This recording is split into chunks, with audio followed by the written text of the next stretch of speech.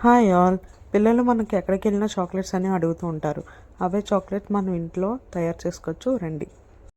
Dark compound 1 bar, milk compound 1/2 bar తీసుకొని బాగా chop చేసుకోండి ఫైన్గాన.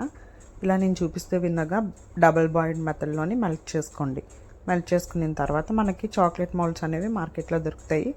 అలాగ ఒక స్పూన్ సహాయంతో మౌల్డ్స్లోకి చాక్లెట్ సిరప్ అనేది యాడ్ చేసుకోండి. తర్వాత నట్స్ బాగా లోడెడ్ చేసుకొని ఆ నట్స్ పైన కూడా చాక్లెట్ సిరప్ అనేది వేయండి. వేసి ట్యాప్ చేసి ఒక 15 మినిట్స్ డీ ఫ్రిడ్జ్లో పెట్టండి.